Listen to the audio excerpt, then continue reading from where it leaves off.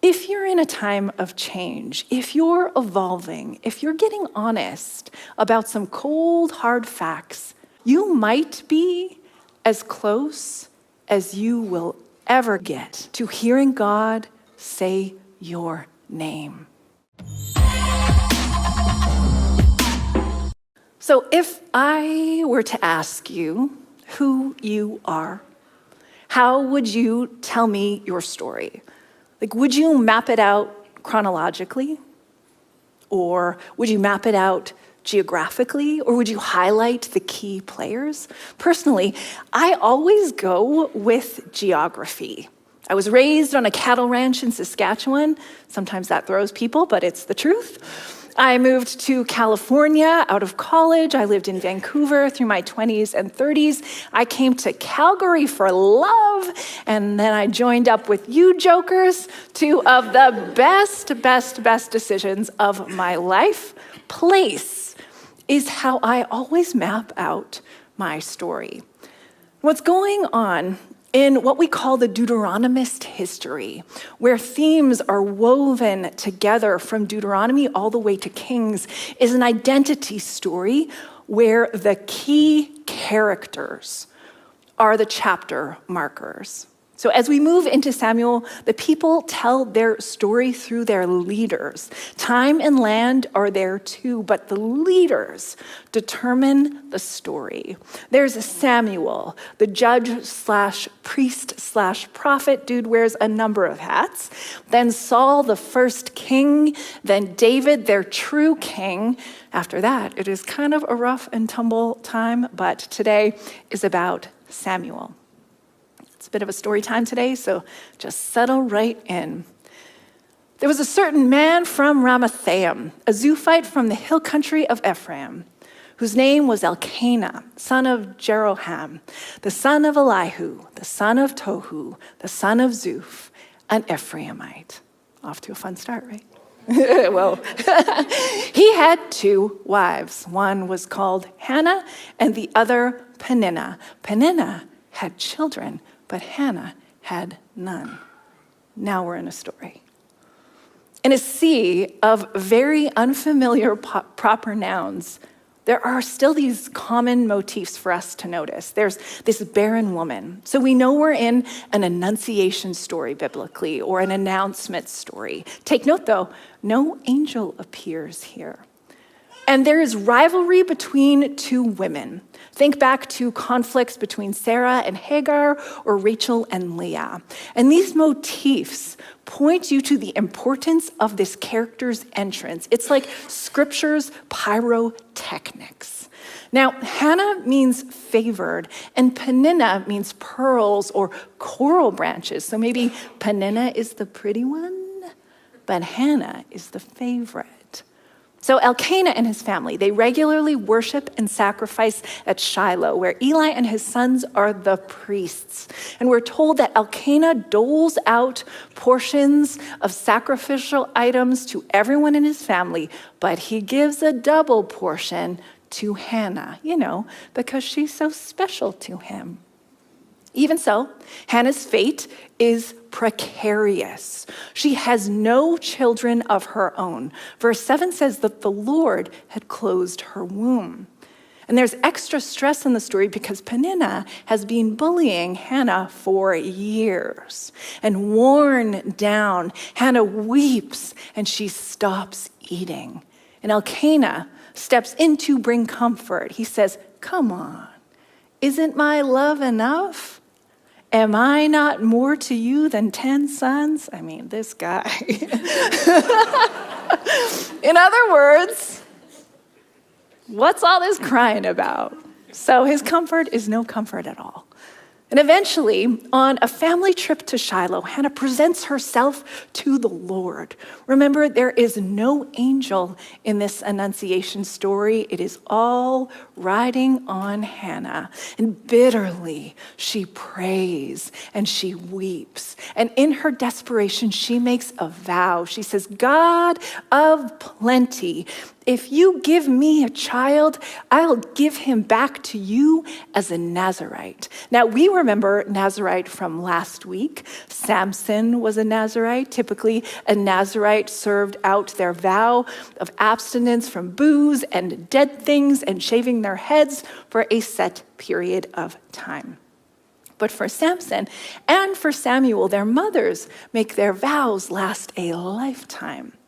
And the point here is that Hannah is part of this ritual system in ancient Israel. So in dedicating her firstborn to the Lord, she is hoping, fingers crossed, that she will receive the blessing of future fertility.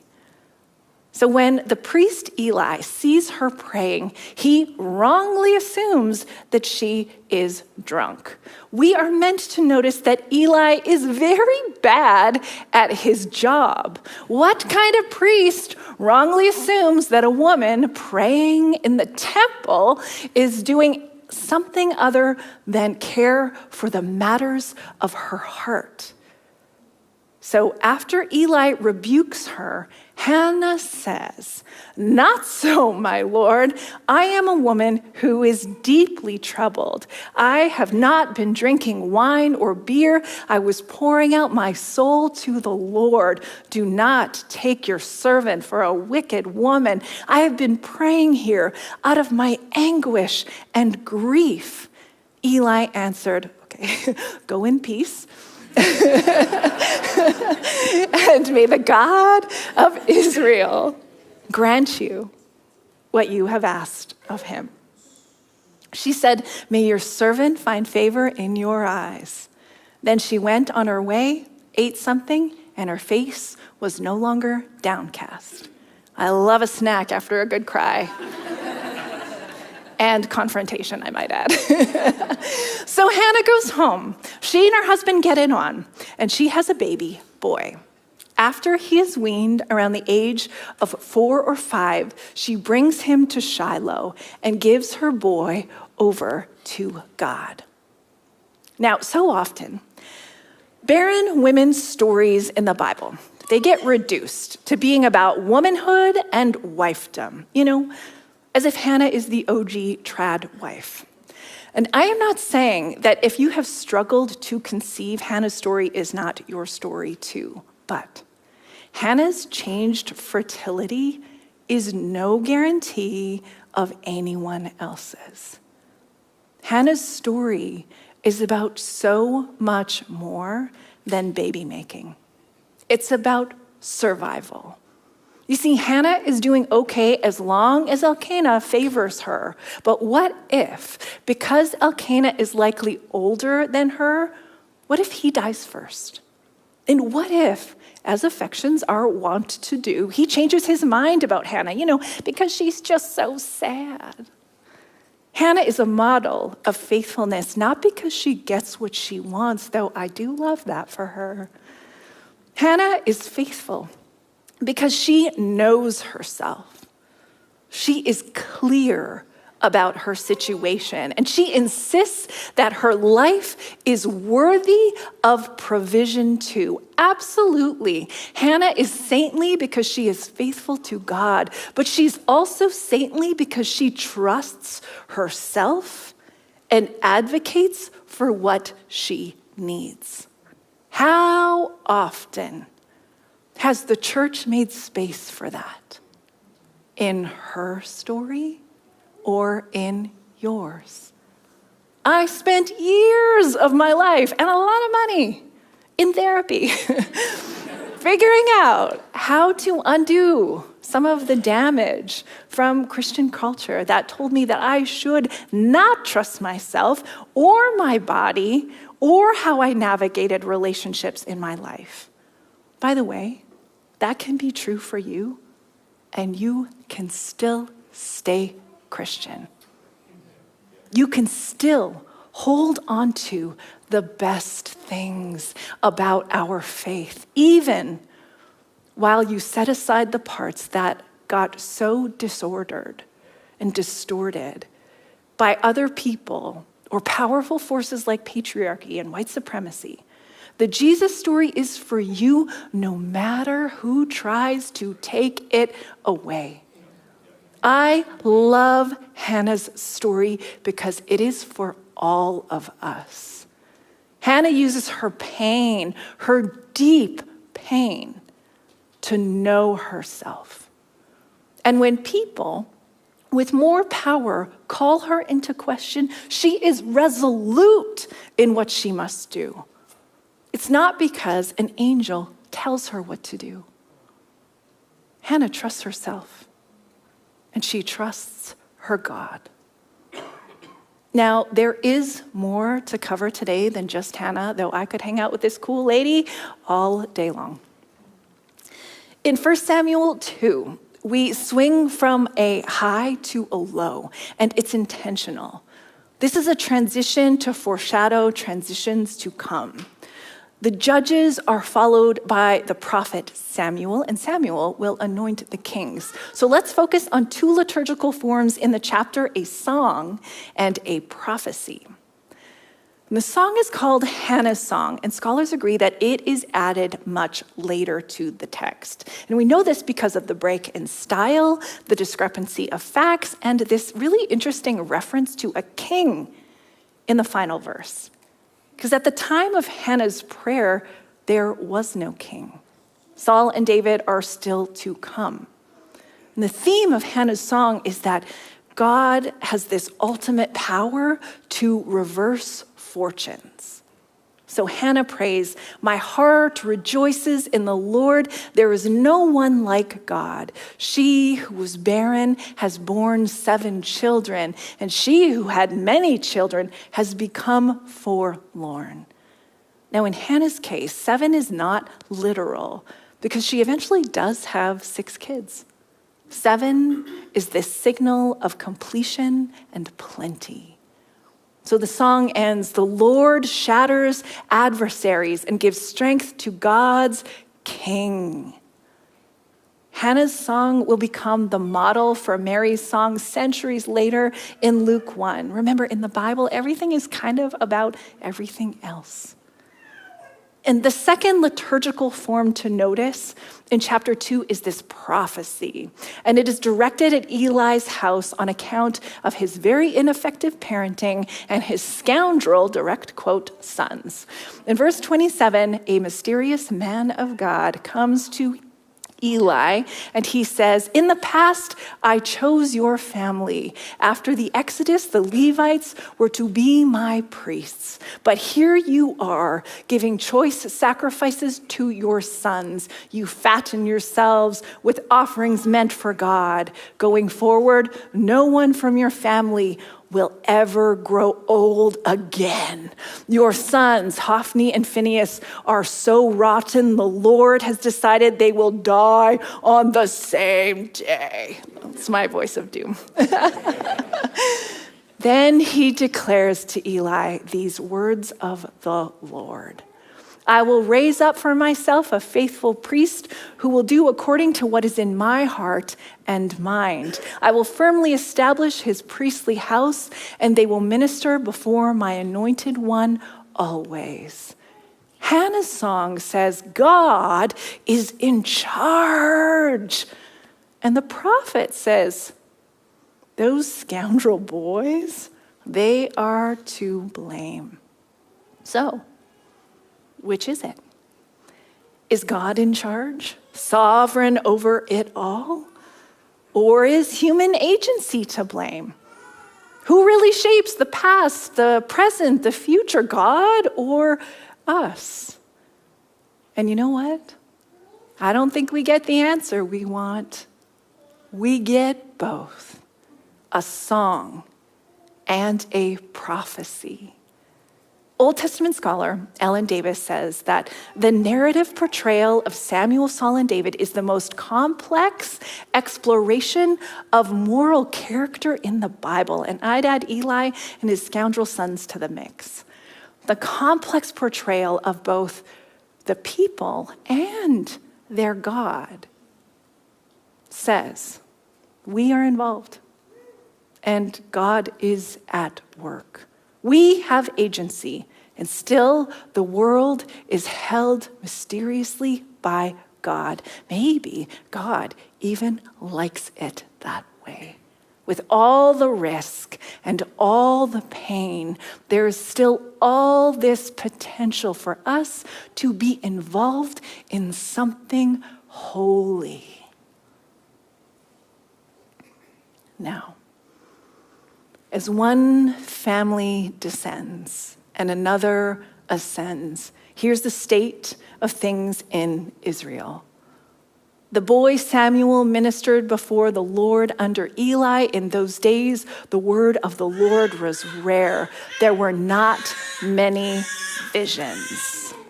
Word of the Lord here does not mean this cute leather-bound Bible. It means oracles the priests are meant to discern. Oracles. We already know that Eli and his sons are not fulfilling that job. So it's fair to say that Samuel's mentor is a lousy one. And still, there is this stirring. One night in the temple, we get this scene. It's pretty iconic. Eli, whose eyesight has grown dim, remember that? He is resting. It's early morning, and the lamp of God that burns through the night has not yet been extinguished. I love the eerie light and the long shadows of this story, by the way. It's giving creepy movie from the 80s, which is totally my jam. Now, the boy Samuel is laying down in the temple. Remember, this is his home now, and the ark of the Lord is nearby, signaling God's presence is there too. And 3 times the same drama plays out. The Lord calls Samuel by name, Samuel, Samuel. And 3 times Samuel runs to Eli and says, here I am. You called me? And twice Eli sends Samuel back to bed saying, no, I truly didn't. And by the 3rd time, it dawns on Eli that God must be calling Samuel. So he says, go back, lie down, and see what the Lord has to say. So the Lord calls Samuel a 4th time, and Samuel says, speak, for your servant is listening. And then the Lord kind of moves in closer to deliver the same prophecy against Eli. The house of Eli will fall. In the language of the story, Samuel has become the main character. His name is repeated 24 times in chapter 3, and that's a lot. And in the morning, I imagine Samuel just lying on his back, blinking up at the temple, wondering what just happened. And finally, Eli calls him in and asks about the message from God. What was it God said to you? Do not hide it from me. May God deal with you, be it ever so severely, if you hide from me anything that he told you. So Samuel, he tells him everything, hiding nothing from him. Then Eli said, he is the Lord. Let him do what is good in his eyes. Did you catch that? Remember, Eli can't see very well anymore. And some of his final words are surprisingly insightful. Maybe I don't see so well, but my experience is not the experience of my God. So let divine sight lead the way. When we find ourselves in these ancient stories, we start to wonder, what does it mean to hear from God? And across the scriptures, God gets people's attention by name. Abraham, Abraham. Moses, Moses. Samuel, Samuel. Then we get New Testament greetings like, do not be afraid, Zechariah. Do not fear, Mary. Saul, Saul, why do you persecute me? Wanting to hear from God is a normal longing. We're always in relationship with this mystery. But it seems to me that if you are called on God by name, you are in the crosshairs of transition. You are changing. It's time to face a hard truth. Something new is afoot. But I hope something quieter is true too. If you're in a time of change, if you're evolving, if you're getting honest about some cold, hard facts, you might be as close as you will ever get to hearing God say your name. I think God loves it when we change for the good.